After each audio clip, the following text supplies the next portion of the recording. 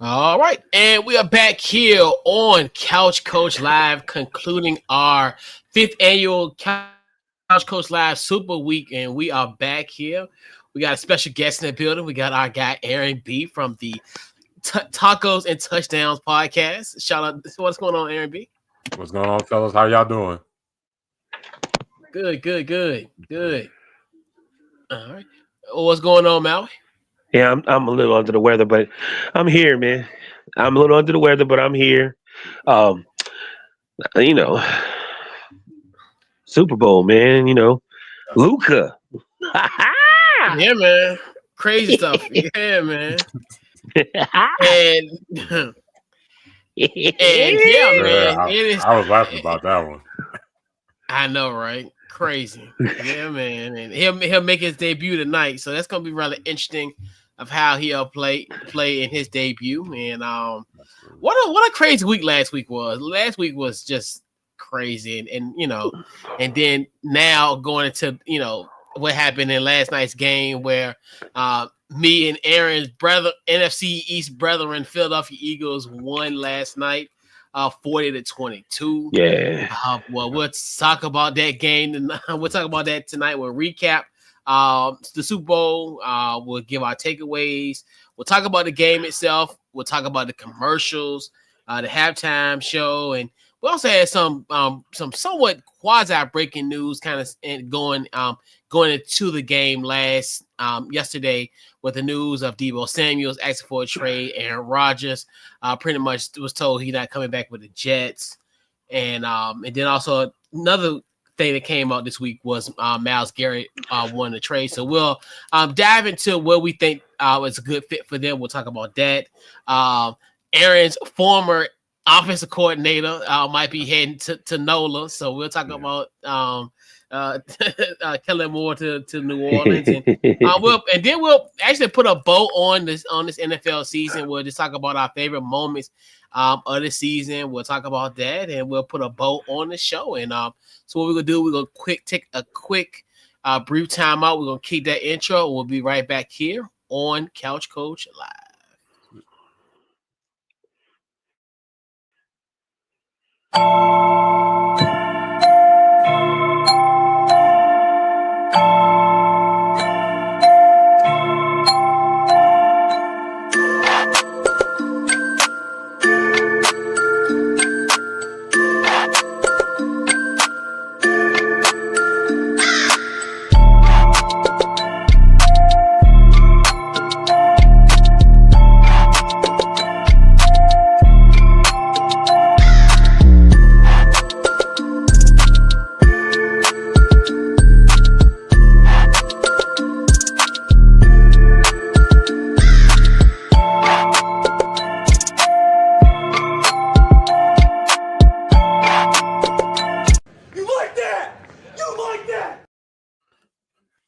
Yes, and we're back here on Couch Coach Live, and this week's Couch Coach Live is powered by SeatGeek. Head to SeatGeek.com. Use the promo code CouchCoach to get yourself $20 off your first purchase by using the promo code CouchCoach. So we are back at it here as we end our fifth annual Couch Coach Live Super Week with our recap of the actual game itself. As we mentioned in the tease, essentially, the Philadelphia Eagles won by the final score of 40-22. If you watch that game, it was, even though it was an 18-point game, but it was not even that close. So we'll go around the horn, fellas, and give our Super Bowl takeaways. I'm first go with you first, Aaron. What's your takeaways? What you got? Yeah, the first half, I was so surprised. I was 24-0. The Chiefs could not do anything at all. I had to write down the stats of that first half because Patrick Mahomes only had 33 yards, passing yards, and 2 picks in the first half. And when the running game between Pacheco and Hunt, they only had 5 yards. I'm like, this is the Chiefs team that's supposed to be in the Super Bowl, because it's like I guess they partied the night before or something, because this ain't the Chiefs team that we're used to seeing. They usually show a little life, but you didn't see that until the second half. But I hate to say it, the Eagles balled out. They were prepared for this game and everything, because the defense, the front seven with Josh Sweat and Milton Williams were balling out, and then the passing games and in the running game with Jalen Hurts was getting that ball out to AJ Brown and Devontae Smith. And then that big play by Cooper DeJean, man, that was a big time play by him. But it's a little rough to talk about your rivals, the Eagles, but you gotta show them respect and say, yeah, y'all balled out in this game. But that's my biggest takeaways with this game. It was a really good game seeing on the Eagles side, but the Chiefs tried to make a comeback. It was too late for them. Yeah. All right, Maui, what's your takeaways? I'm gonna use a lot of basketball analogies a little bit today. For me, the pass rush was crazy. I heard someone say today, when you have the number one defense and you have the best rushing team, you most likely gonna win the Super Bowl. And then I just started thinking about all those past guys, and I'm like, well, yeah. This reminded me of the Minnesota Timberwolves last year versus the Nuggets, when Rudy Gobert did not make it that game, and when they just dominated the Nuggets, and we was like, what the hell going on? Then you find out the GM used to be with the Nuggets. He went to the Timberwolves. So basically he designed his team to beat the Nuggets. And I felt like if you really pay attention, man, like they got everything they needed to almost beat them last time. You know what I mean? And they just needed a weapon. I think didn't he get hurt or something like that in that game, Coach? You talking about in the Super Bowl game? You talking about Yeah, in the past game. The one 2 years ago? He didn't get hurt in that game. He didn't get hurt in that game, but nah, he didn't get hurt. I feel like, but it was a close game though, right? Yeah. Mm-hmm. So I feel like when you feel like you almost got it and you was like, man, we could just get a chance. And I feel like the Eagles want to win now. So they're going to do what they have to do to win right now. And they deserve it. Like you just saw it. It was just straight domination. Once they realized that they could push that line and get in there, and Mahomes looked like Shadur Sanders, right? You know what I'm saying? Like, I'm like, what is he doing? He dancing around. He ain't really trying to, like, Hurts was like, I'm just gonna run straight up. It was you can't play with a defense like that. You can't just dance around. And he did a little bit, but it ain't going nowhere. You know what I mean? Like, it just was just straight dominance. And we're not going to let your magic beat us. We gonna keep going forward. And I feel like the Chiefs, like, what was their game plan? To me, their game plan was, we just gonna stop Barkley.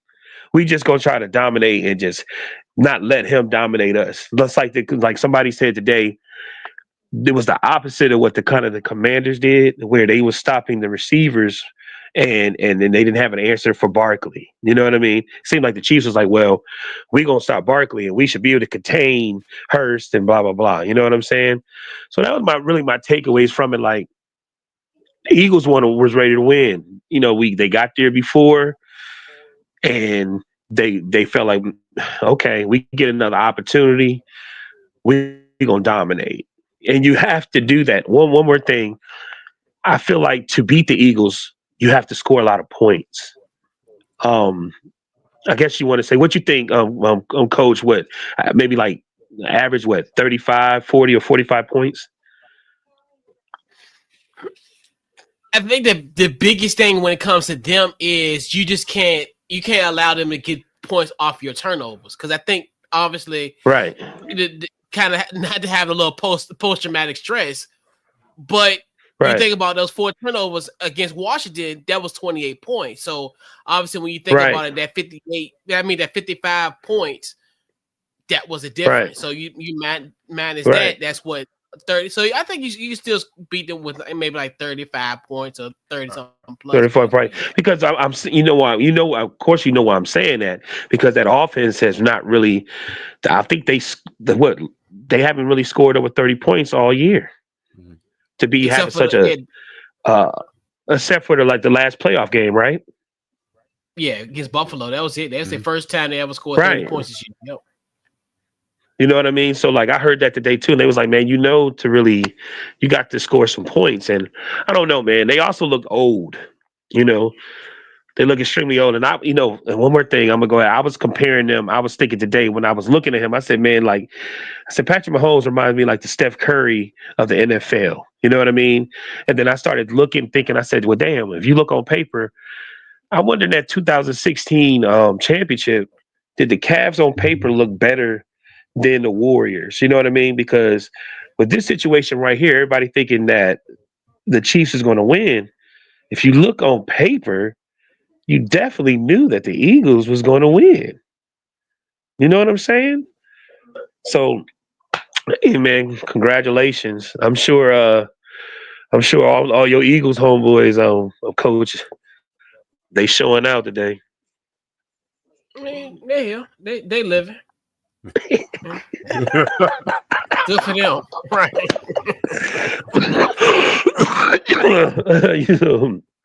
Congratulations, man, it's dude. crazy. Right. Yeah, I mean, hey, congratulations to the team. That's on 95 North. Good job for them. But I definitely think, and it's something that I touched on Thursday episode. I said that the Eagles were going to get pressure to Mahomes, because it's funny because how when you look at this matchup 2 years ago, the biggest issue was Philadelphia coming in that matchup. They had 70 sacks in the regular season in that 2022 season, and they got no pressure to him. They didn't sack him at all in that in Super Bowl 57. And I said this year, the irony of this team was they were going to get the pressure to him, and look, we had 6 sacks off of that one, and for them to just, drop 4. And I think the biggest thing, and it's funny, it just reminded me of the NFC Championship game where, obviously, for some things, I think the big momentum swing for them, where I knew it was essentially over, was following Patrick Mahomes, the interception to Zach Bond, and I think they were like at their 13, 14-yard line. That's when I knew it was over. And then obviously, what was the next play? That was to AJ Brown.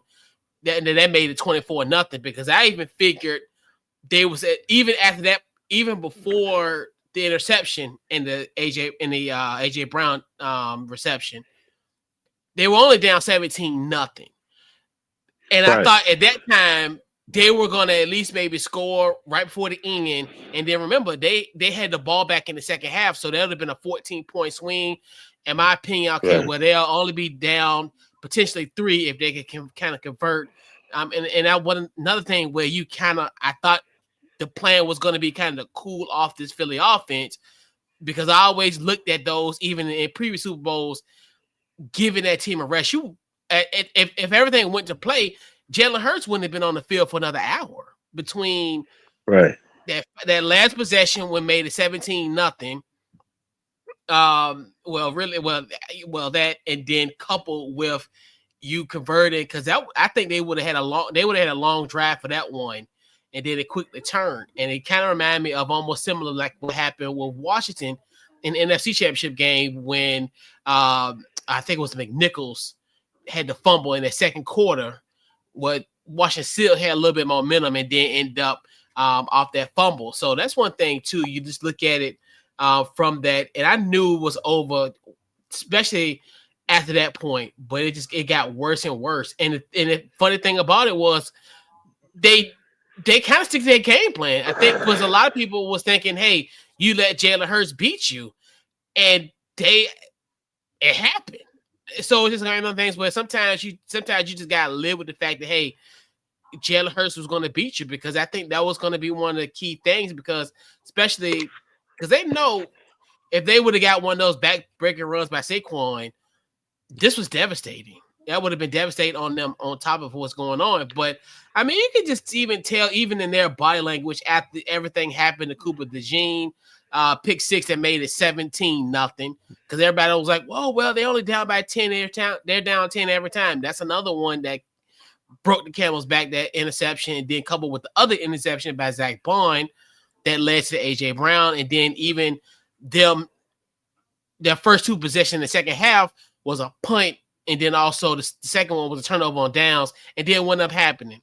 Jalen Hurts, that big connection to Devontae Smith, and you pretty much good night at this point.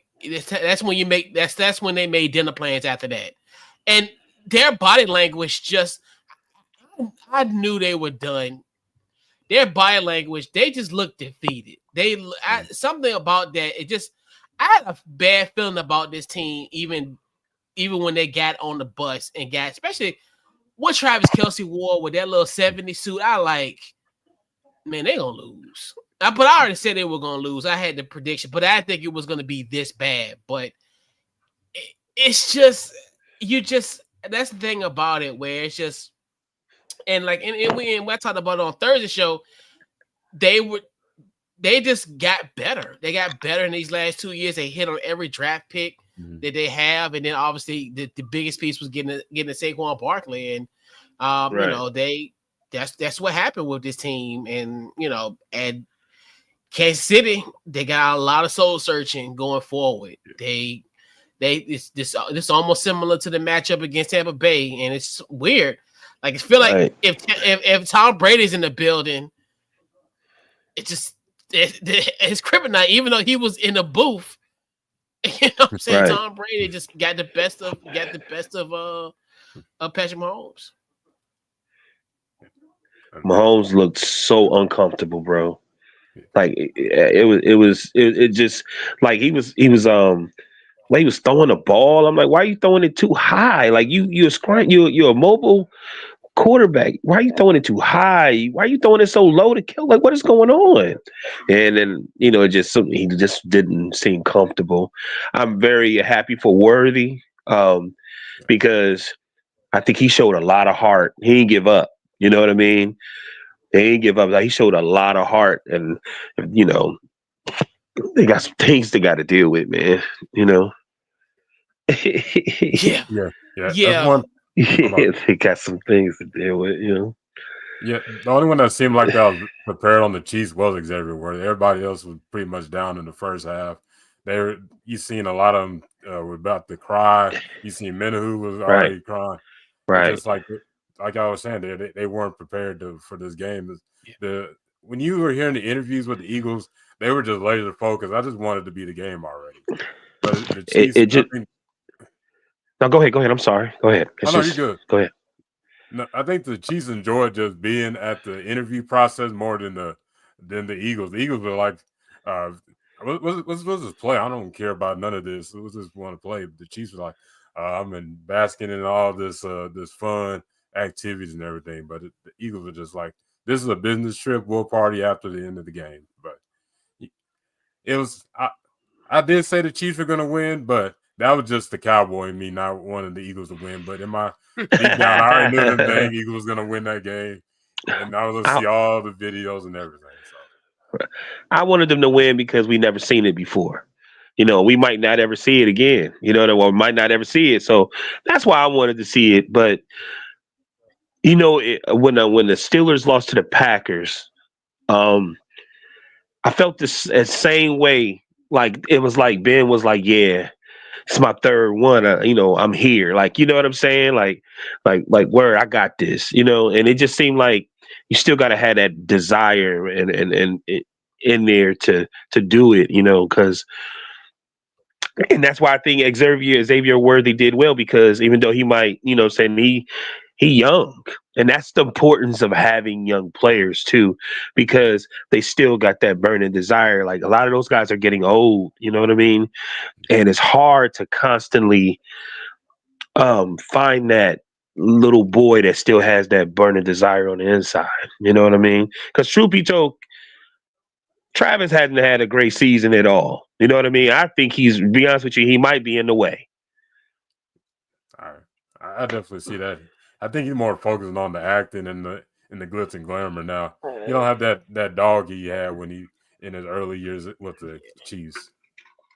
Yeah, and he's 36, so it's another one too where he's get up there in age too. So I think that's another thing too, and that's another one where, and even to kind of go back to your point, Aaron, where I was like you too, because I was like, I remember after the NFC Championship game, I was like, man, I want Kansas City. I was like, but then then obviously cooler heads prevailed. I got out of my emotions and became a man again, and and then realized that Philly's gonna beat this team, and it was strongly convicted. I was like, I knew it was gonna happen, especially considering the fact if they would have win that turnover battle, in which they obviously did at first.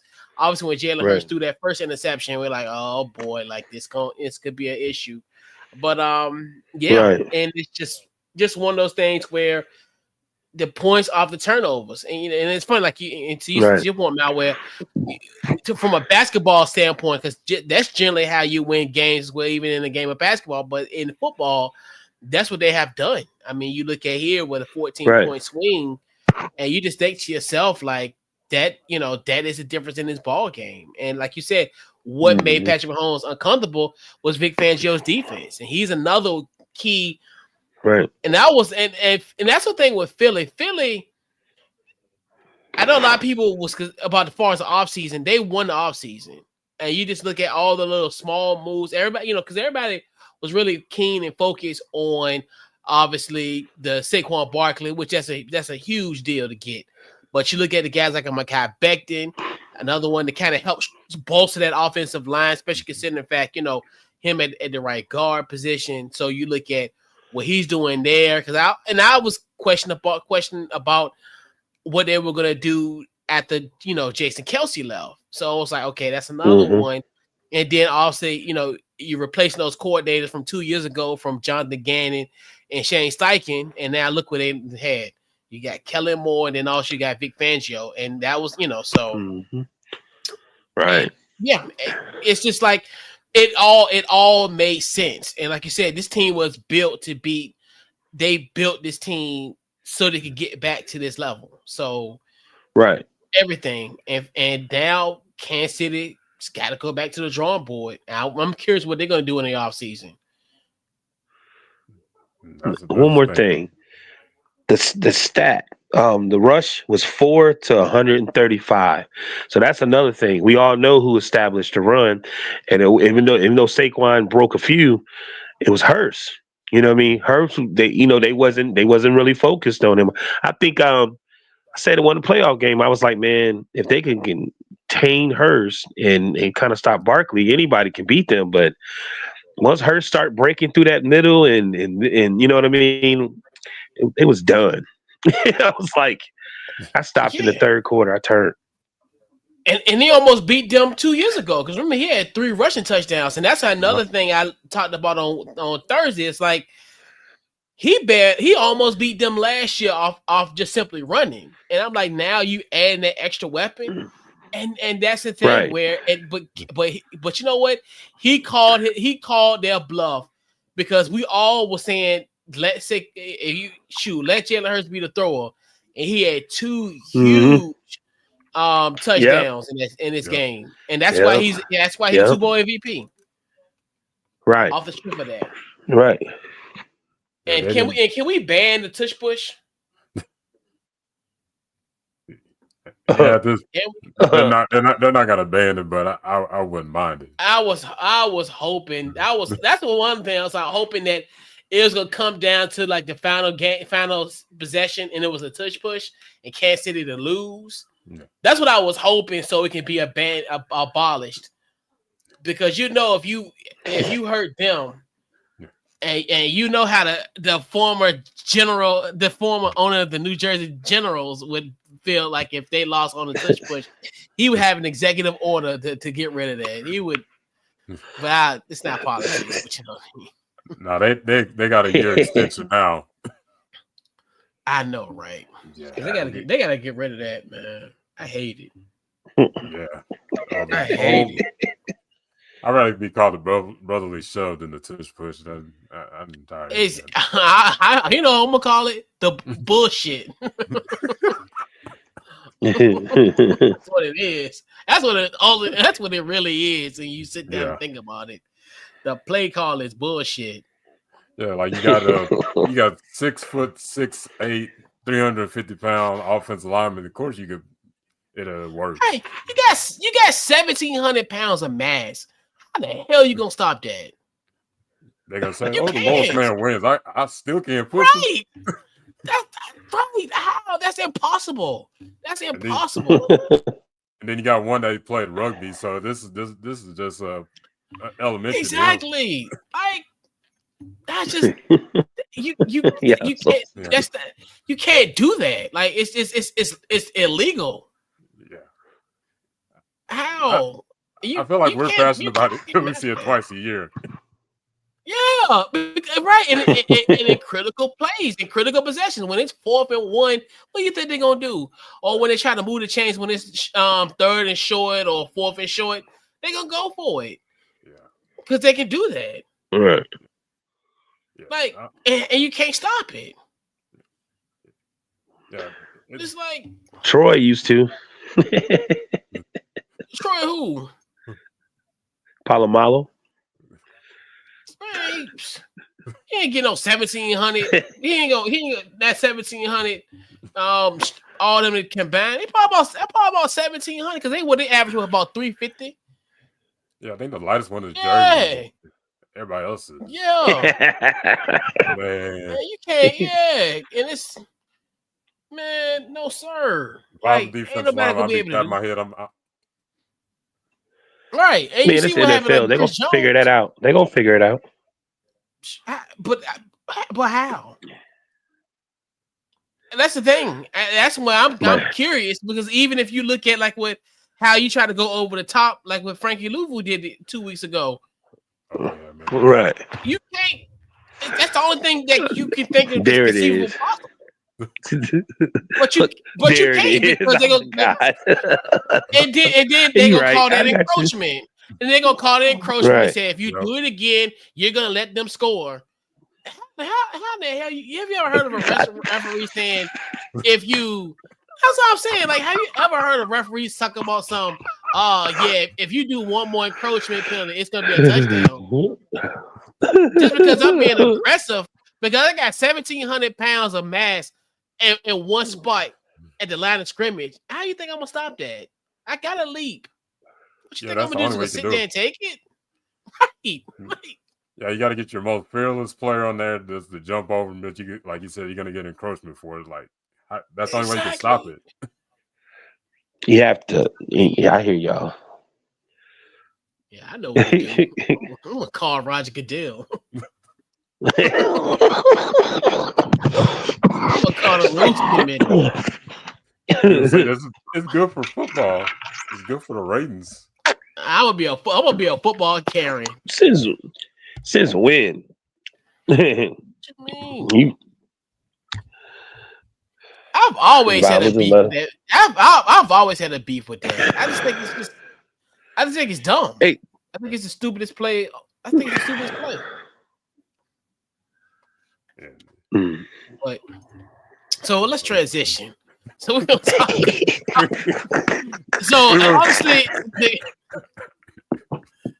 Obviously, when we look at the Super Bowl, obviously, just gotta, we got the game going on, but there's also things that happen. So we gotta talk about the commercials. What you guys thoughts on the commercial? Did you guys have any favorite commercials? I'm gonna go with you first, Mal. Your favorite commercial or any commercial? You gonna go with me first? Yeah. Okay, so I like the Budweiser one with the horse pushing the keg. I thought that was cool. The Pfizer one with the little boy and cancer. And my favorite one was the Uber Eats with Matthew McConaughey. I thought that was fire. I would love to see that movie. You know what I mean? And of course, I have to end it with this one. Is the Dream Job when the what is it, the Google Pixel SB, where he's talking to he's about to start a new job.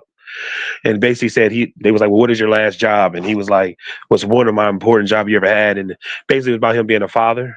I mean, the young lady's going to college. Same with my daughter. She just turned 18. So that hit me kind of hard. But besides all that, man, some of the commercials made me feel a little weird. You know what I'm saying? Like like the one with the what Totitos, whatever that the little alien. Man, let me tell Yeah. y'all something. I was born in 1978. I don't even care if people tripping off my age because I look nice for my age. I know meatballs too when I see it. They all be ashamed of themselves. You know what I mean? Y'all probably said, "What are you talking about?" Pee Wee Herman played in that, but I was sitting here like, this looks extremely familiar to me. But yeah, man. What about you guys? Which ones did y'all like? All right, what you got, Aaron? What you got? Yeah, I like the Pfizer one and that Instacart. That Uh, Tostito pizza roll one. I don't know. Deep down I had this dark sense of humor. I don't know why I started busting out laughing when that was I don't know why I started laughing and my fiance looked at me crazy. It was like I don't know why I started. It just I think it was when the guy said, "Oh, R.I.P. to Gizmo," what his name was, Chasmo or something like that, and I was like, yeah, Chasmo or something like that. Yeah. I knew it was something Say, well, familiar. It looked familiar. It was like E.T. and some telling other you, things.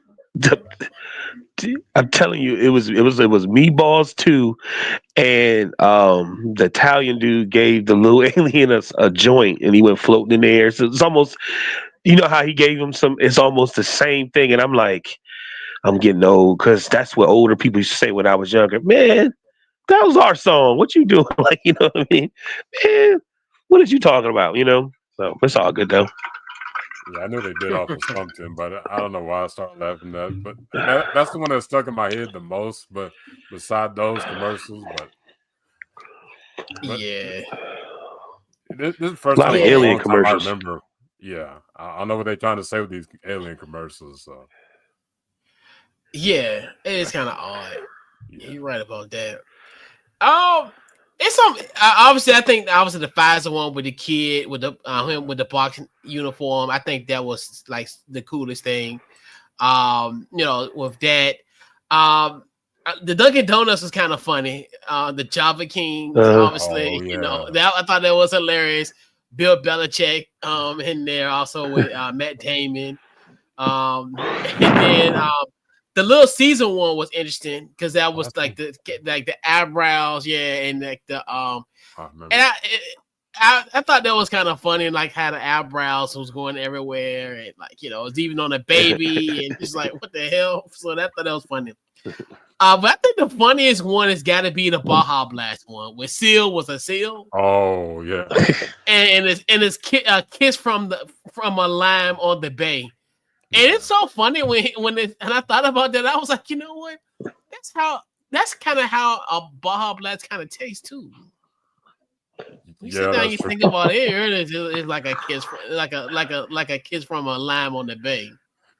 It's good. That's the best way to describe It's a perfect way of describing it. I can just feel the like it's pretty good. I It's love bad that Baja. It's probably one of the realest commercials I've ever seen because I'm sure somebody done looked at a seal and said, "Man, don't he look like the dude seal that actually sang?" This And they dude, look, right? Like damn what? sure do. Like what in the world? I'm like, yo, this is crazy. But it was some cool commercials. It wasn't, nothing too crazy. I mean, it was some that Nah, kind of that's was not like, too crazy. okay. And I did like the little one. I don't know if y'all remember. It was the like the flag football one. Oh yeah, It that was was Yeah, like that a was high good. school skit, and I was like, Yeah, that was yeah, cool. that was, yeah, I like that one. That was kind of cool, kind of like Yeah, the vintage, Nike but the Nike commercials for the ladies was good too. For real, for real. yeah, it was good too. Yeah. Shout out to Kerry. Mhm. You know what I'm saying? Right, right. But yeah, that Google one hit me kind of hard. I was like, "Oh, see, that's why I ain't Yeah, watching this no more." I'm sick too. I'm like, "See, this is why I'm not watching this no more." Then if you're gonna watch it, I'm telling you, this whole week, as far as NFL stuff, it's been extremely emotional. And it's so crazy, like year in, year out, it just never freaking fails. But I'll talk about that probably towards the end to tease that one. So, not about so most people love the commercials. We talked about the game, we talked about the commercials. we gotta talk about this halftime show, fellas. What's you guys' thoughts on the halftime show? Go with you first, Mal. Your thoughts on Kendrick Lamar? At first I didn't like it. I thought it was okay, and then, like I said, I don't feel good. Then I rewatched it, and man, that dude is he's so interesting to watch because everything he does is so hidden but detailed. Like having Samuel Jackson on there, and we all know he really supposed to be, even though he's Uncle Sam, he's really supposed to be somewhat of the character from Django. So when you see Kendrick on top of the car, it's not a horse, but still, what is that boy doing on top of that? You know what I mean? You know what I'm saying? It was just me and my buddy was talking. I was like, damn, that's crazy. And then the lowercase A on his chain. A lot of people saying that's A minor. Like, it was just little things like that. And then like when he hit Humble, I thought about you, Coach, because we was on the road, and then, I was like, man, I bet he nodding his head to this jump right here. But I was very impressed. I as an artist, I've seen him grow, and to see where he's at right now, like, that's so cool. Like, I would love to go see him live because it seems like it's a story. You know what I mean? And he's extremely petty. Like, I didn't even know he's so petty. I didn't know some of them songs that he had been putting out, old and new, is all about Drake. That is crazy to me. Like, you know what I mean? And like, really, the whole setup really was about dissing Drake. That is astonishing to me. Petty, extremely petty. And one more thing, and it's funny because there's another Gemini that's just as petty as him, and he's our president. We address him here as a former owner of the New Jersey Generals of the USFL. Period. Straight up. He is a former owner of the New Jersey Generals of the USFL. The scary part, he almost owned this team back here. I know, right? Oh my gosh. Oh yeah. Whoa. That would have been wild. That would have been wild if he would have owned that. Oh man. That's crazy. That would have been crazy. Yeah, I found that out. And he thought it was going to be with the Bills too. So in 2015 or whatever. But yeah, God, if he would have owned the Dallas Cowboys, oh God, I'd have probably found me another team at this point. Come on, Aaron. We love Troy. We love him. I'm not getting rid of Never.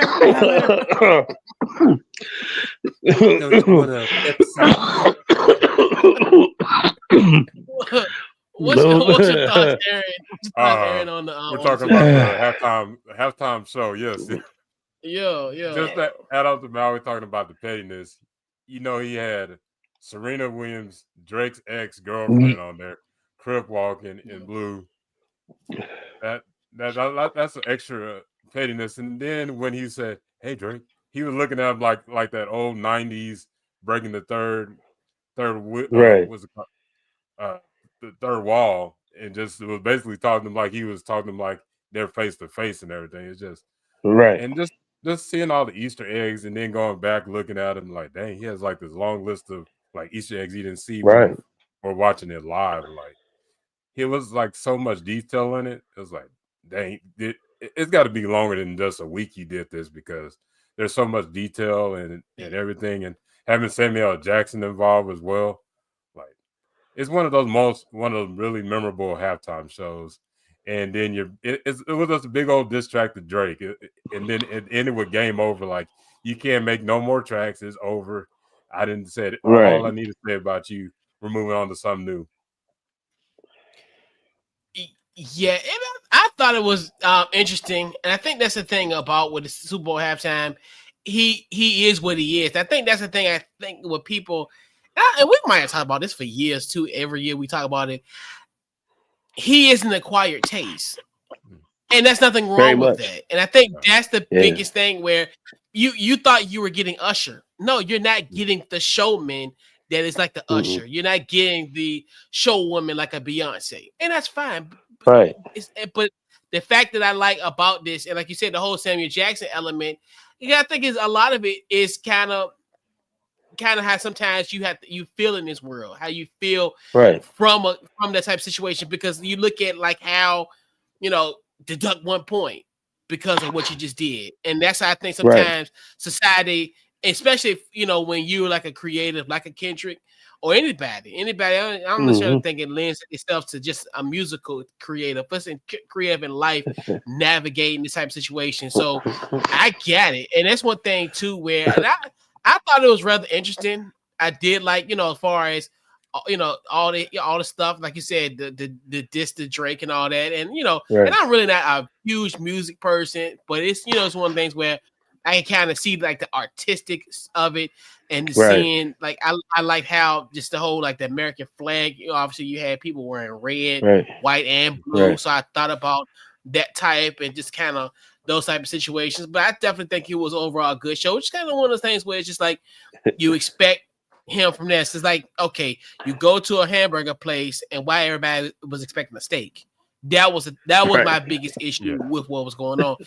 He delivered on what he did, and it was great. I mean, I liked it, and it's, and that's his artistic expression, and that's just how it goes. And I do like the Samuel L. Jackson touch with it as well.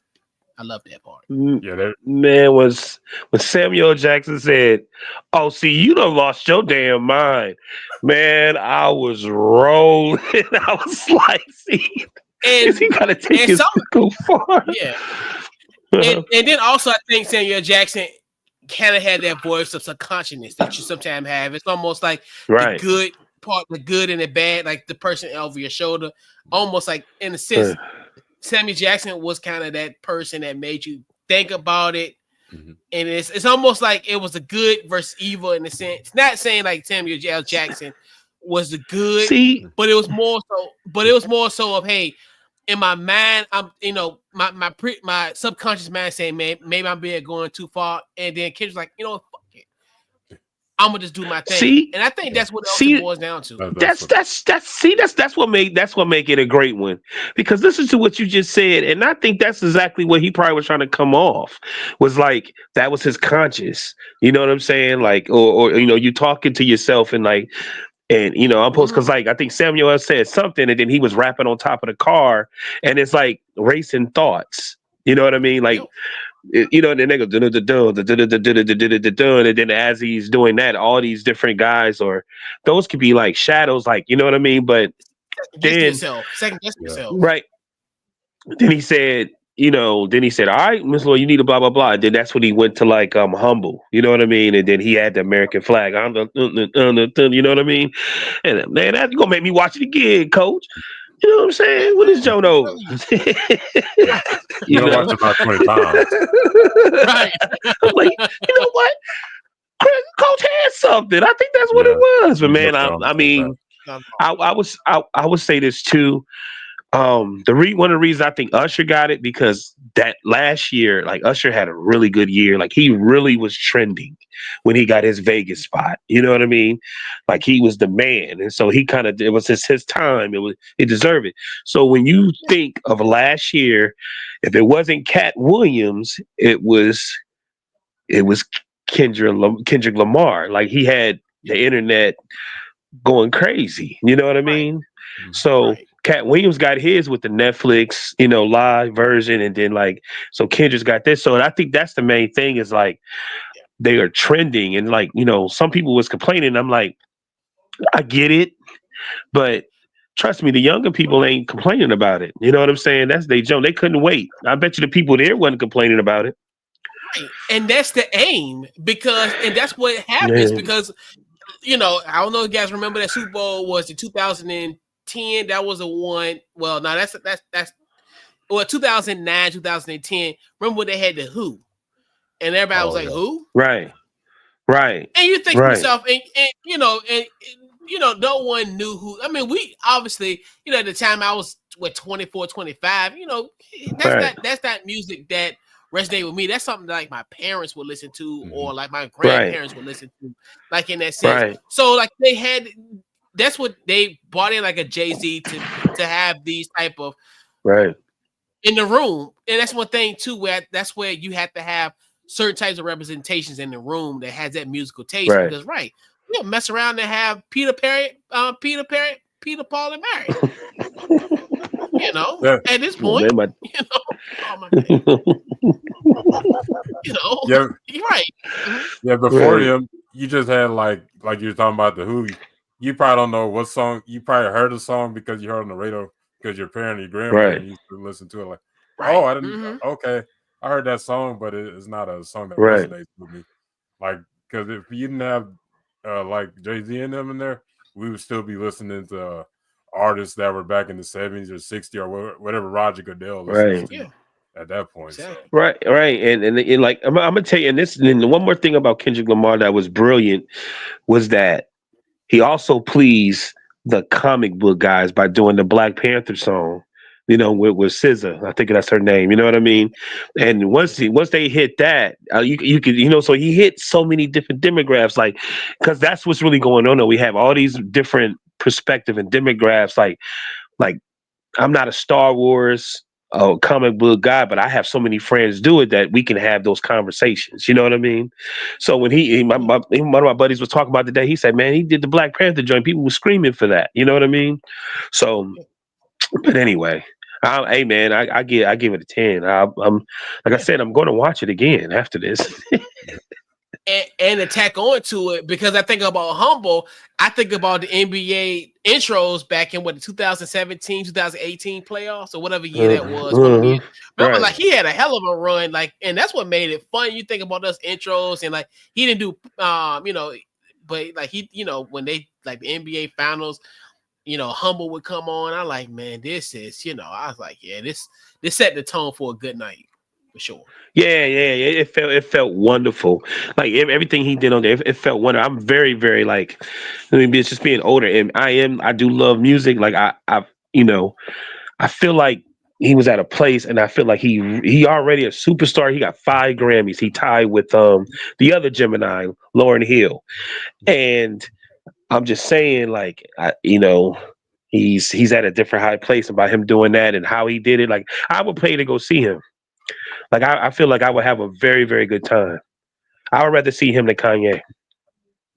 Oh yeah. Man, I feel you. Yeah. I feel you. No, not saying because I know Kanye is all over the place, but I know Kanye put a lot into. Yeah, you know what I mean. I'm just saying. I just say he didn't go crazy, but if I had to pick one, I would pick him because I can hear what he's saying. I think he's, I would really get something from it. Both Geminis, by the way. Damn, I didn't know there was so many Gemini. Only if you knew, bro. Only if you knew. It's crazy. It's really, really weird. Right. Any other thoughts on it? What you got? Any other thoughts on it, Aaron? I can't. Really good.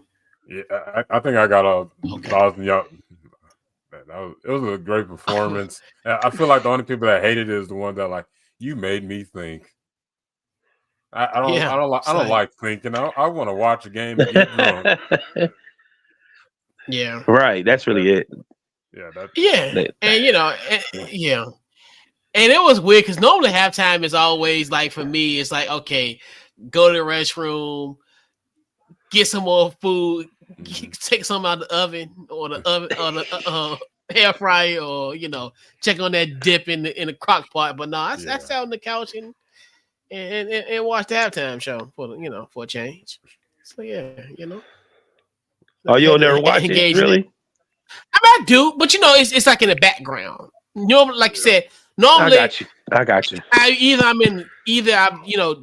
using the restroom, or I'm like fixing me something to eat or whatever. It's in the background, I can hear it, but I ain't, I'm paying attention, but I ain't got my eyes on it. Like like obviously like you, like sitting on the couch and being focused on it, I guess probably because the game was just snoozer. I mean, I could have used the restroom and had some food after Cooper the Gene had that pick six. It was over. Yeah, It they was already over. with the Eagles. It was over. It was over, Yeah. man. Yeah. Yeah. So, and it's funny. So I don't know if I'm just having selective memory, but Super Bowl week was very interesting. The first domino that happened in Super Bowl week, we found out that Myles Garrett wanted to be traded because originally his path was from Cleveland, Ohio to Canton. We said, no, I want to win a championship in between Cleveland to Canton. So he talked about this trade request. And then on Super Bowl morning, we got two interesting moves that could definitely going to be interesting moves going forward. So Deebo Samuels, he was announced that he essentially asked for a trade in his exit interview. And then we also found out about Aaron Rodgers. We knew there was going to be a meeting. Obviously, I think we talked about it when Aaron Glenn got the job, and we knew they was going to sit down with Aaron Rodgers and talk about the future, which we both predicted that Aaron Rodgers wasn't going to be there. So pretty much we're going to talk about the landing spots for Deebo, Aaron Rodgers, and Myles Garrett. We're going to start off first with Deebo Samuel. Aaron, what's your thoughts? Yeah, when it come to Debo, I was trying to think of like what would be a team that would be a good fit for Debo, and for some reason, the one that came to my mind was actually the Commanders adding another receiver to the receiving core with Terry McLaurin, and then you got Dommy Brown. So I think that'd be a good landing spot. I'm still trying to think what would be for Aaron Rodgers, but I got one in mind, but that's the one I got for Debo. All right, and what you got, Mal, for Deebo Samuel? I got the Giants, I got the Raiders, I got the Commanders, and I got the Steelers.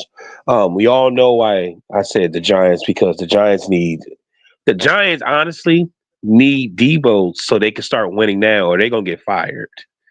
Especially after this Saquon Barkley what just happened. Oh, I think some people about to be losing their job next season. Anyway, the Raiders, it's the Raiders. The Commanders definitely, because the Commanders, I think the Commanders and I think the Steelers is becoming a place where some people want to go. Like if they want to revamp their careers, a lot of people can go to the Steelers, get some success, and then they can get out. The Commanders, I think the new ownership, so it's a great city. The new ownership, some of the best fans, and I'm gonna tell you something. With my new job, I think people hadn't realized how important it is for the Commanders to win. There was a lot of money being tossed around here. You know what I mean? And so I ain't gonna go that route. We'll talk off air about that, Coach. But I said I think the Commanders. That young man. I think they got an opportunity because y'all got a lot of cap space, don't you, Coach? Yeah, about 7 to 8 million. Give or take. Give or take. Give them the papers. But yeah, those are my four. Those are my 4 or 5. Huh? Yeah, so I misspoke. It was like it's like 90 something, 91 and 92 million. It's in yeah.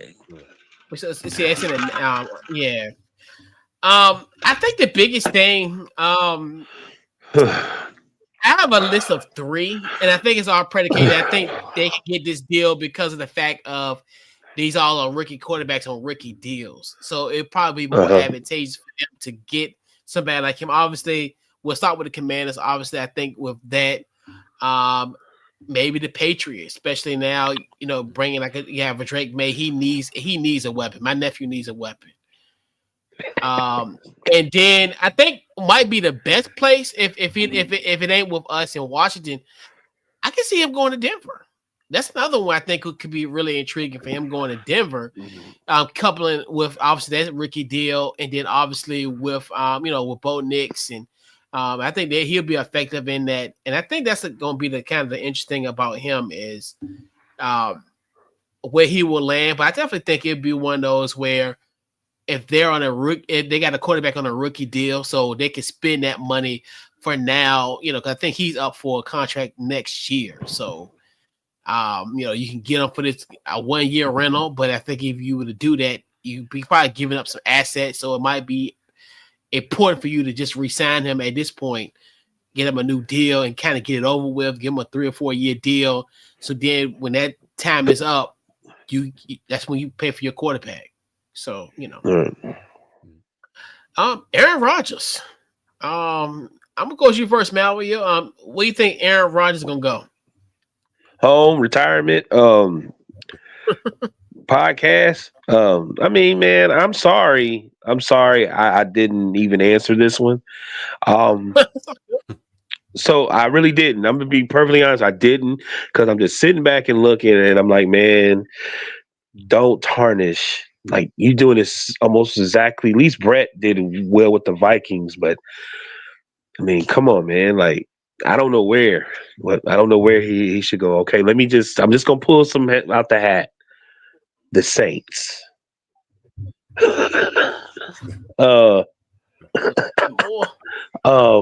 Seattle. The Patriots, maybe. But I really think that, hey, man, it might be just that time. You know what I mean? Mm-hmm.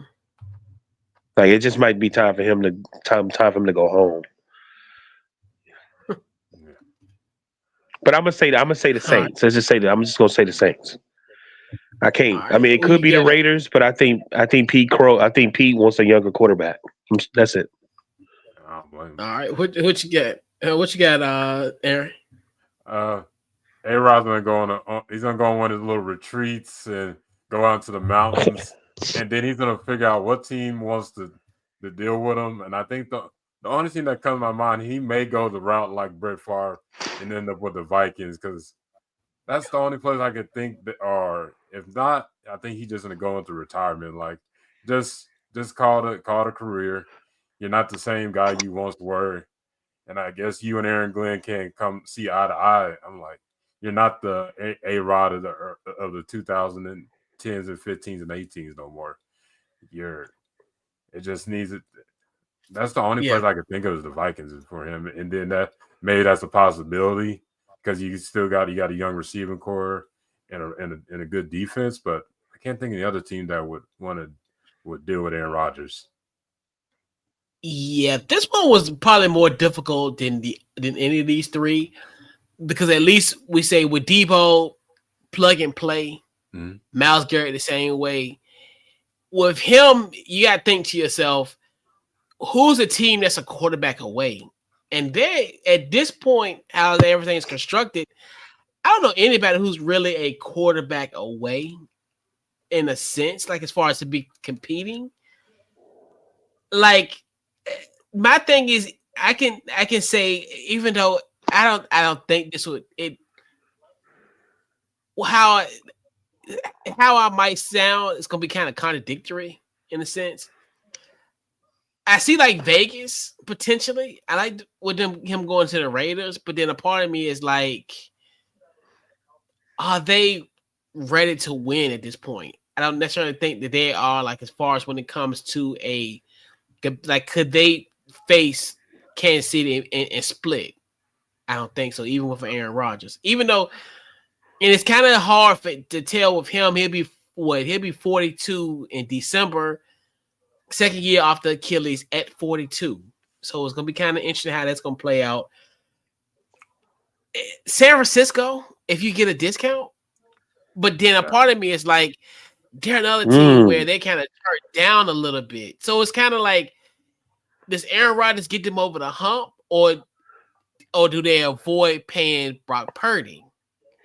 Like, this is another one where do they put a Band-Aid instead of putting on a gauze pad with Brock Purdy? So it's, I don't know. And then I think a long shot, maybe the Giants. It comes to your point, Mal, where it's kind of a CYA, kind of to cover yourself and more so to protect yourself, because now you have that You, and how the draft will be huge for them because they're picking third. So if there is a 1-2 situation where Cam Ward or Shedeur Sanders get drafted 1-2, you're left in the dark. But then if you look at what's going on now, where they saying Tennessee might trade a pick. I've heard that. You'll know what Cleveland gonna do, which I think I want to kind of tease what I want Cleveland to do.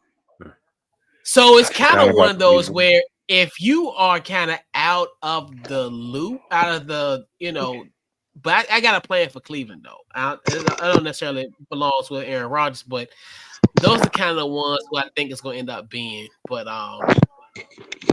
yeah, Aaron Rodgers is going to be difficult. Like you said, probably more likely retiring because I know at one point when he interviewed Pam Oliver in the season finale, I like, man, that it sounded like he about to retire, but knowing Aaron Rodgers, it's okay. He'll give us a March surprise. Yeah, man. Ain't no Aaron Rodgers. It's okay. Let it go. Yeah. But you know what though? I forgot about Cleveland. I think they got money problems, but they might be them and the Giants might be just soft enough or riding their delusion to go ahead and pick him up. He might have some success. Yeah, I got a plan for Cleveland, and we'll kind of dive into now the Myles Garrett situation here. So we're gonna talk about Myles Garrett. Where do you see Myles Garrett land? I'm gonna go with you first, Aaron. What you got? There's actually a few teams. I'm gonna already take my team out because they're not gonna spend that draft capital or money. But I can see the Commanders going out there. I can see the Bucks adding to their defense and having him in there. I honestly could see the Steelers because having a guy like that would be a benefit, X factor on your defense. And if you have a really good defense, it would just help. And because he's already an automatic Hall of Famer already. The way he's been playing, it just. He needs to get to a team where he could have a chance to even sniff a playoff game because being in Cleveland is not the place for a caliber guy like that. So those are my three teams that I could see Myles Garrett going to. All right, what you got, Mal? What are your thoughts? I got a few. I got the Chargers. I got the Falcons. I got the Commanders. I got the Lions, and I got I put the Cardinals in there. And I really was just going based upon like a lot of them got cap space. Yeah, I think with Cleveland, and it's kind of like I said, the plan that I have in place with them, which I think is going to maybe potentially help the Giants and potentially having Shedeur Sanders fall into their lap. So obviously, I do definitely think Commanders got a shot. I know they could give draft picks and capital. Philly, unfortunately, I think if that happens, you know what? I want to just go off. I'm just gonna have to just double up on therapy appointments. Roseman would do it. Right, yeah. And that's where the distinct possibility. And a dark horse, and I actually got this from a Dan Orlovsky, so this is not an original thought, but I definitely think this is possible. The Minnesota Vikings. I think that might be the best spot where Cleveland, if they're smart, get draft capital, and then you get J.J. McCarthy. You get somebody on a rookie contract. Because if I'm Minnesota, I'm going to sign Sam Darnold, unless, like you said, if Aaron Rodgers comes available at a very discounted rate, if I can get him, maybe 50 to 70% on the dollar, yes, I'm going to get Aaron Rodgers just for the hell of it, for the money aspect. Right. But to me, are you willing to get rid of? Are you really willing to get rid of J.J. McCarthy? Because I think if you bring J.J. McCarthy, you get, obviously you get J.J. McCarthy that helps. And then now with your number 2 overall pick, You get a Travis Hunter, you match him up with Denzel Ward on both ends, and that's probably going to be one of the best young duos and from the quarterback position in the next few years or so.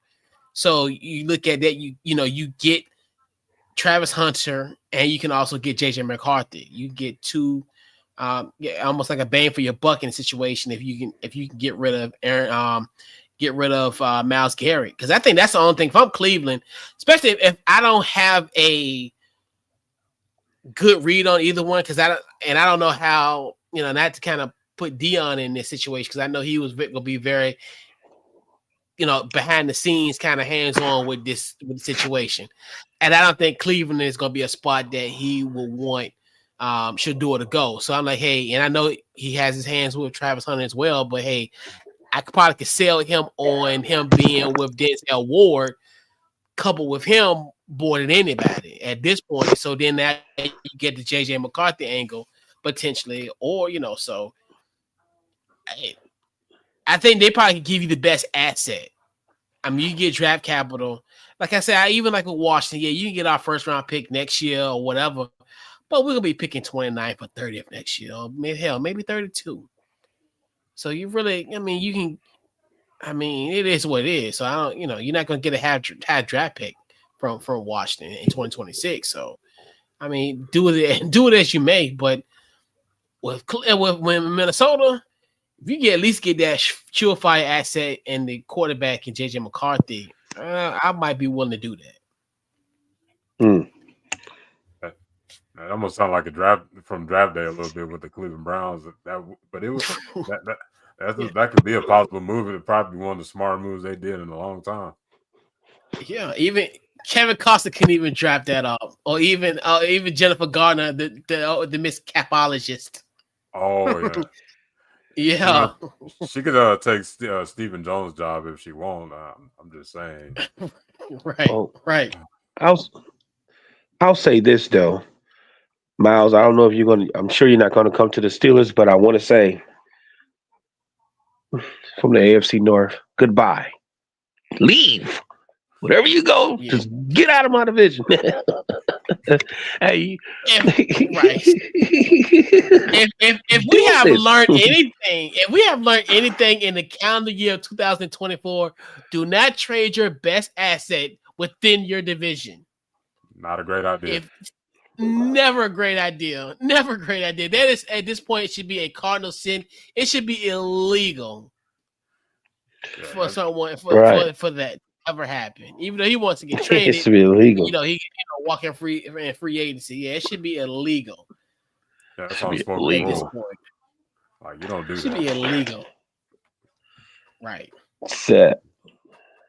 So, fellas, we gotta talk about Kellen Moore. So at this point, we are recording this on a Monday. It is a little at the 9 o'clock Eastern Standard Time. So you might listen to this podcast this week, or whatever you're doing, your chores or whatever you're doing, driving, or just doing what you need to do, getting something for your old lady for Valentine's Day while you're waiting in the line. But as we're recording now here on Monday, there's pretty much Kellen Moore is in the driver's seat to become the Saints head coach. And probably by the time you listen to our podcast, especially if you, like me, last minute getting stuff for Valentine's Day on Thursday or Friday, you probably will be the coach. But anyway, let's not stay focused. So Kellen Moore looks like more than likely will be the head coach of the New Orleans Saints. Kellen Moore is the offensive coordinator, currently the offensive coordinator for the Philadelphia Eagles. And he was the offensive coordinator for your beloved Dallas Cowboys, Aaron. So I'll talk to you first. You lead it off. Your thoughts on Kellen Moore going to potentially New Orleans. What you got? Yeah, I think it's pretty much set in stone. He's going to be the head coach there because they're the only team left that hasn't gotten a head coach. So I think that he's definitely the guy. When it comes to Kellen Moore, he's definitely improved as an offensive mind. I think it was perfect for him just to leave Dallas. He still kind of had that funk where he wants to throw the ball and does barely any running. But when he comes to Philly, he knows how to establish a run game now. Surprisingly, I was actually impressed how he set up his offense now compared to what he did in Dallas because it was so vanilla. and I think he's matured as a offensive coordinator. It just now I'm trying to imagine him as a head coach, and I think he has a great offensive mind, but I don't know if he's like that. That could be that head coach with the leadership wise and stuff, because I think he's still learning. But when you see an offensive coordinator go to win a Super Bowl in your head as a ownership, you're like, we need to get that winning mindset into our organization. But maybe I'm wrong. Maybe Kellen Moore is a head coach. Would be a great head coach, but I just don't see it yet. His personality to say, okay, this would be a head coach. But I was wrong about Sirianni being successful with Philly with his interview process. Maybe Kellen Moore will be something like that. But I want to see what staff he has on with him, because that's what you've seen when it came to Philly. You were iffy on Sirianni, but you had Vic Fangio, then you had a young offensive mind with Kellen Moore. But we'll see what kind of staff that he can get and what type of players can they get in New Orleans, because this is a team that had like one of the longest losing streaks this year. That's what I got on Kellen Moore. Yeah. All right. Mal, your thoughts on Kellen Moore to NOLA? I felt like they was breeding him to be the coach for the Cowboys. I felt like he deserved it also. And I felt that because I felt like he had a relationship with Dak.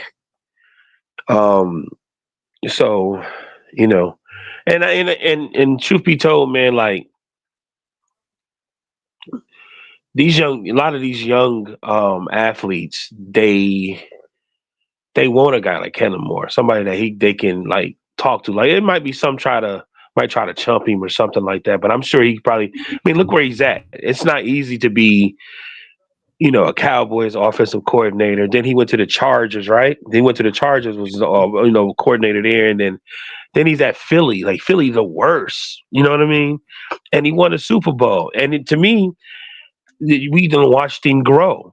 And hey, you got to take the opportunity when the opportunity comes. And so now he about to go to the, now he about to go to New Orleans. You know what I mean? And he's a great offensive mind. You know what I mean? It ain't like he put like this. You can't sit there and say he has not had success. So you can sit there. If you want to win, you're going to listen to him. You know what I mean? If you're not going to win, then it is what it is. You know what I mean? You the one got to be professional, especially in the NFL, because it's always somebody waiting to take your spot. That goes for him also. You know what I mean? So I'm actually happy for him. I'm just a little disappointed because I was really hoping that he was going to. I mean, it's no big deal to me, but I was really hoping that he was going to be the head coach for the Dallas Cowboys. Yeah, he was definitely. I thought he was going to be the head coach, but I don't know what that scenario was, but I think it was just how he left Dallas is the main reason why he didn't want to be the Dallas head coach. Oh, for sure. I mean, yeah, then like you said, but they like Brian Callahan, so hey. I'm Brian Schottenheimer. Schottenheimer. Schottenheimer, yeah, my bad. I don't know why I got him confused with the other. But anyway, yeah, with Brian Schottenheimer, yeah. But anyway, I like the move. I think this is like one of those where he's young, and it's kind of one of the things where this is what he wanted to do as far as be a head coach, and this is pretty much the only opportunity that's available, like you said, Aaron, and it's probably one of the least desired spots of all the vacancy that we had in this offseason. Well, after Black Monday, I put it that way. So, I mean, they're salary cap hell. So obviously, you look at this roster now, there's got to get rid of a lot of guys and kind of how to fix this all. And it's kind of where I'm interested, as far as in the least you will have in New Orleans. Because now because you really sit down and you think about it, especially ever since like Mickey Loomis became like the general manager. Because obviously he's been the general manager since 2002, but then he kind of got upgraded a couple years back with a role plus the general manager, because they really haven't been in positions to as far as, because they had Sean Payton pretty much all this long, and then obviously you had Dennis Allen, and then as far as I know, obviously they had some coaches probably in the beginning phase of Mickey Loomis' career. So now it's another one where he's hiring him, how much of a leash he will get. And then I've even heard some rumors that Brandon Staley might be his defensive coordinator. So I think that could be a good thing for him because obviously he had head coaching experience, and he's had a good run because he was defense coordinator with the LA Rams once upon a time. So I like it. I really want to see what they're gonna do as far as from the quarterback position. I know obviously they got Derek Carr. I always get David and Derek Carr, so that's another reason that you old. If you still remember David, but that's you old. But anyway, that and then they're even been saying upstairs they love Spencer Rattler. So now it makes you think, okay, is Spencer Rattler somewhat in the plans for this potential team? Obviously, you got like an Alvin Kamara. Like I wonder how he will be because I learned this yesterday. I never knew this. Alvin Kamara has never had a 1,000-yard season. I didn't even know that. That shocked me. That's crazy. It's because he got hurt too much. He get hurt a lot. Probably that too. But now I'm curious what he would do with Alvin Kamara.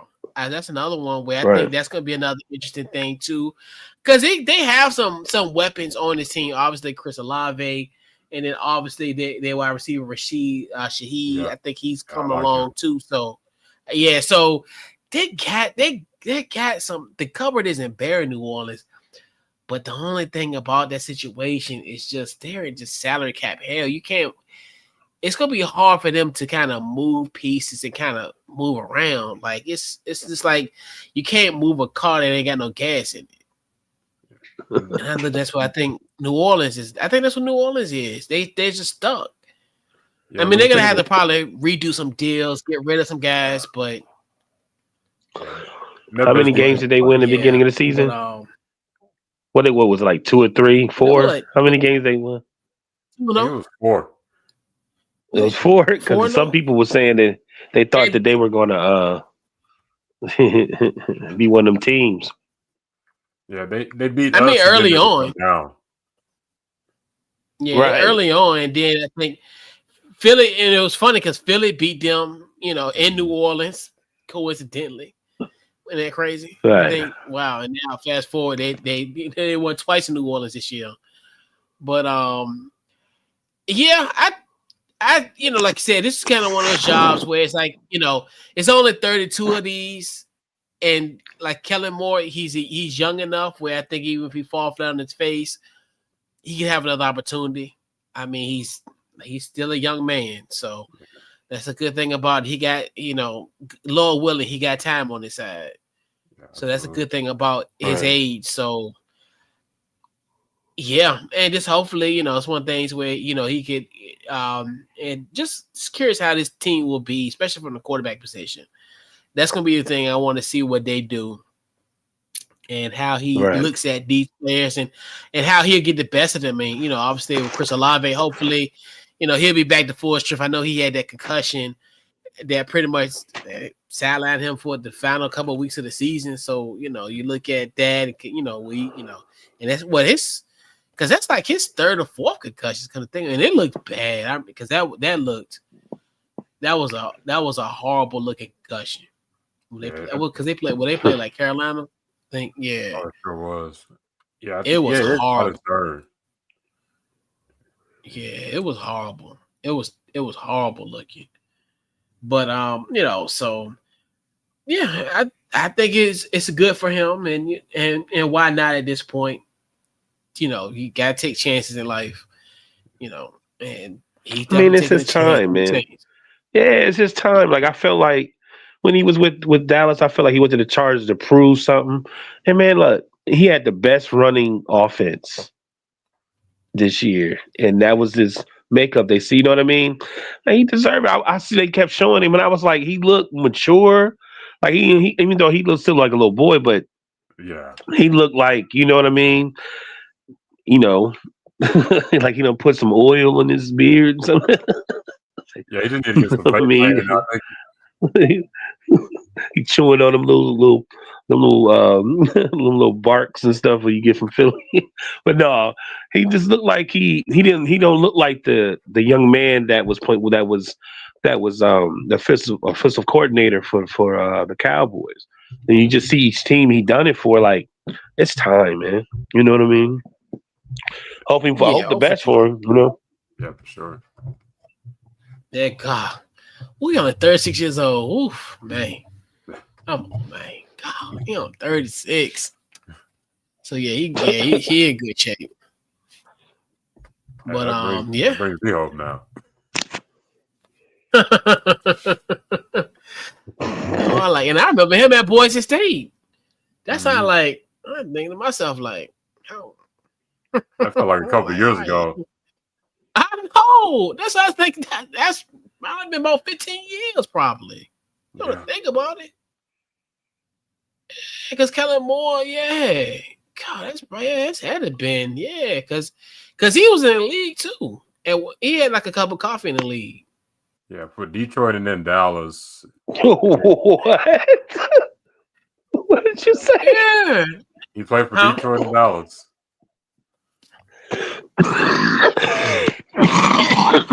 Oh my God. But yeah, I know. I ain't even think about that. Like, it's been that long. Because I remember, like I said, I remember at Boise State. And then, like you said, he had a cup of coffee in the league. But yeah, man, time flies, man. I'm telling you. It do not it don't apologize for nothing. So Not at all. as you know, as we starting to wind the show down a little bit, we gotta talk about our favorite moments of the NFL season. I know it's so many, but we'll just go around the horn. It's our favorite moments of the NFL season. I'm going to you first, Aaron. What you got? It just this year it showed that we're back to the old school when it comes to running the ball and having a great front seven. Because a couple years ago we were all like, you got to have a great passing game, and then just throw the running game on the back burner. Because when you seen the signs of Derrick Henry and Saquon Barkley, you were just like, okay, they're on the tail end of their career. It's like, no, they feel like they got an extra 5 more years they could play. And look at those two teams made it far into the playoffs, and one won the Super Bowl. It's exciting to see the running game being established. The Detroit Lions have a duo in there. It's like every James Cook. There's a whole bunch of other guys. Like all the really good teams have a really good running game, and then you got to have a really good front seven, because if you want to generate pressure on the quarterback, you can't just have just guys out there. You got to have high quality defensive linemen and linebackers just the wreak havoc on the opposing offense. That's one of my favorite moments of this season. In any other like moments as far as like, anything that happened with Dallas, anything like a certain game or anything? When it came to Dallas, it's just like it's almost like I kind of was good, felt good that they didn't succeed this year, because what they didn't do in the offseason. Because if they would have did really well, it would have kind of been like one of those "I told you so." We know what we're doing. Like, you see, not signing a really good running back or any other things, it didn't pan out. Like, I hope this is the wake up call to my Cowboys, but that's what this season hopefully was. Yeah. So yeah, and yeah, Mal, your thoughts? I got you. First of Your all, Aaron, we on the same wavelength, and I got actual moments. But the one thing I wanted to say was, one of my favorite moments was watching Saquon and Derrick Henry show the importance of the running backs. Because a couple years ago, they were saying they didn't want to pay him because of the shelf life of a running back. So to see them dominate this year, and I think that's one of the biggest things that happened this year too, to show how those two was dominating because they old school type of backs. You know what I mean? I said to see Justin Field and Russell Wilson show they still got it, and even though they came up short, but then I put the dominance of the Commanders versus the Detroit game. Um, that was one of the first times I mean, I watched them versus Pittsburgh, but it felt so different when they played against Detroit. I was like, wow, man, this is straight up. Also watching the Commanders win against the Chicago Bears when the dude was joking around, playing around. You have to understand, Aaron, I'm not a Commander fan, but I'm from the area a little bit. I grew up around there, so you don't really play like that. So he was joking around and playing, and then Daniels threw the Hail Mary, and then he came and he actually hit. He came late, hit the ball, and then they won the game. Um, and then I'm gonna end it with this: Jameis Winston playing in the snow and eating Swensons with his family was some of my favorite. That was my favorite moments.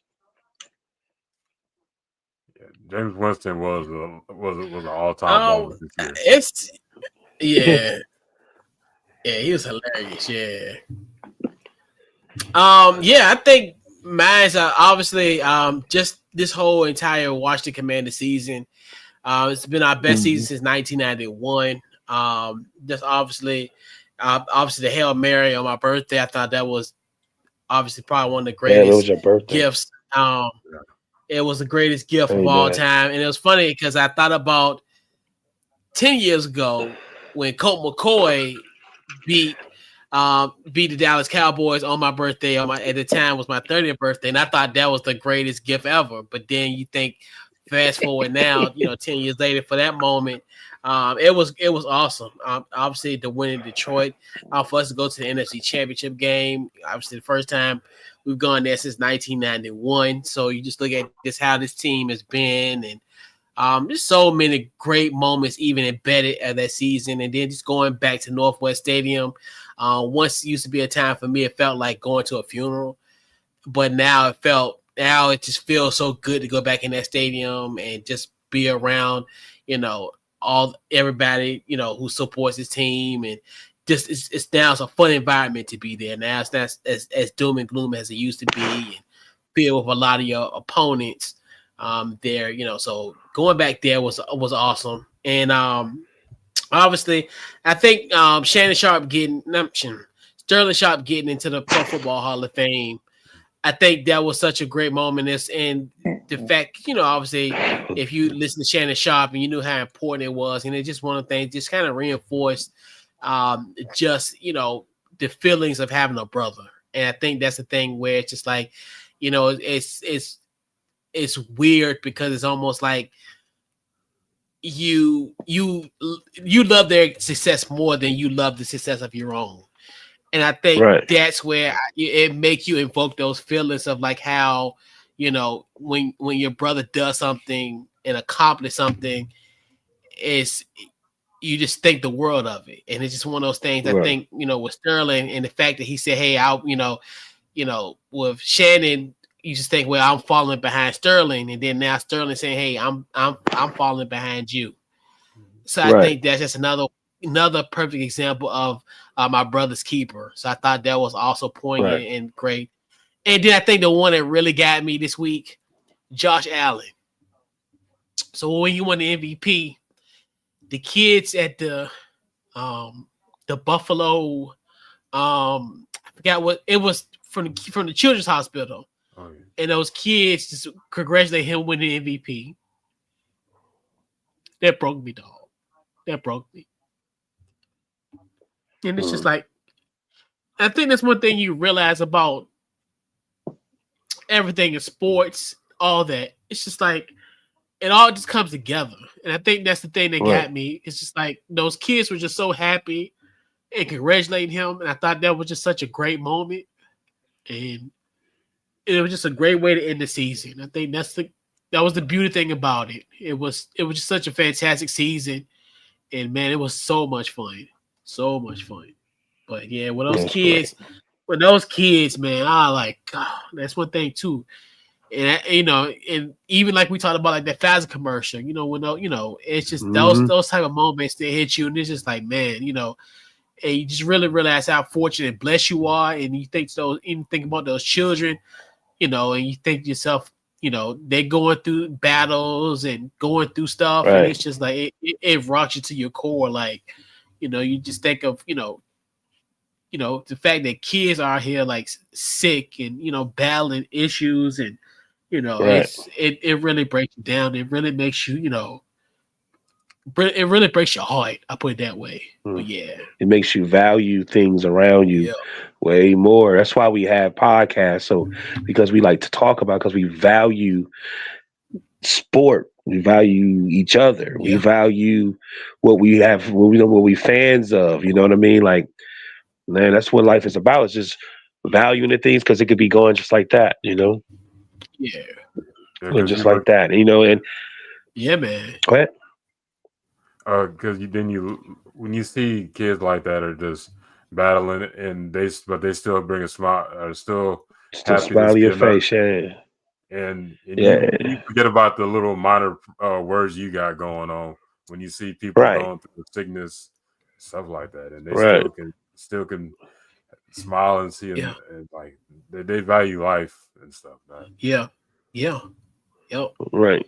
And that's the thing about, and it's crazy because, with the kids, the kids, they see the good in you, and they see and they have that innocence, and that's one thing too. And you think of, even despite of all that, they still have that in them, and I think that's it's a sad thing about it, but it's also a beauty in it, and I think that's the thing. And then just the fact, and it was just really touching. I think that's one thing that was really touching for them to give him a shout out. But even though, in my personal opinion, I didn't think he deserved it, but that moment right then and there, I think that's kind of encapsulated kind of how just everything, just far as just being able to have those moments where and everybody can kind of come together off of just this one singular thing that we call the NFL. So I think that's another thing where it kind of just helps.